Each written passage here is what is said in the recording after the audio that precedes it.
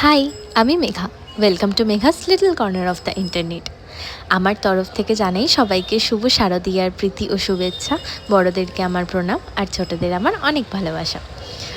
তো একটু লেট হয়ে গেল ভিডিওগুলো ছাড়তে। তো শুভ পঞ্চমী ছিল সেই দিন। আমরা গেছিলাম সেন্ট্রাল কলকাতার সব ঠাকুরগুলো দেখতে। ফার্স্টেই মেট্রো থেকে নেমে দেখে নিলাম চোরবাগান সার্বজনীন। খুবই সুন্দর হয়েছিল প্যান্ডেলটা, মূর্তিটা তো অসাধারণ আর্টওয়ার্ক ছিল। তারপর ওখান থেকে চলে গেছিলাম আমরা কলেজ স্কোয়ার গিয়ে তারপর সেখান থেকে গেলাম মোস্ট অ্যাভাইটেড সন্তোষ মিত্র স্কোয়ার, যেখানে করেছিল পেহেলগাঁওর সেই মর্মান্তিক ঘটনাটা। খুবই সুন্দর করেছিল প্যান্ডেলটা, একদম 3D অ্যানিমেশন। আর আমরা ভিআইপি এন্ট্রিতে গেছিলাম বলে একদম সামনে থেকে দাঁড়িয়ে পুরোটা দেখতে পেরেছি। চলো তোমাদের সঙ্গে যেটুকুনি ক্লিপ পেয়েছি আমি শেয়ার করে নিই। তারপর চলে গেলাম প্রতিমা দর্শনে সন্তোষ মিত্র স্কোয়ারে। প্রতিমাটাও হয়েছিল খুবই সুন্দর, তার সাথে সাথে যা ওয়াক করেছিল প্যান্ডেলের মধ্যে খুবই সুন্দর ছিল। আর এই ঝাড় লণ্ঠনটা দেখো কত সুন্দর, পুরো মনে হচ্ছিল একটা গুহার মধ্যে ঢুকে গেছি, যেখানে প্রাচীন শিল্পকলা দিয়ে পুরো গুহাটা সাজানো। মা দুর্গার প্রতিমাটা খুবই সুন্দর। তারপর আমাদের খিদে পেয়ে যাওয়ায় চলে গেছিলাম সর্ষে পোস্ততে, যেটা আছে হাতিবাগানে, কারণ প্ল্যান ছিল নর্থের ঠাকুরগুলো দেখার।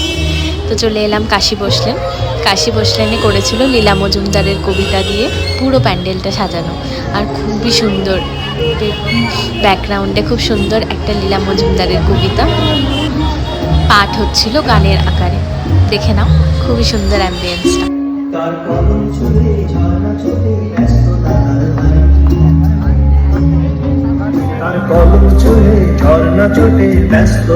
আমি যতটা ক্যাপচার করতে পেরেছি তোমাদের সাথে শেয়ার করার চেষ্টা করেছি।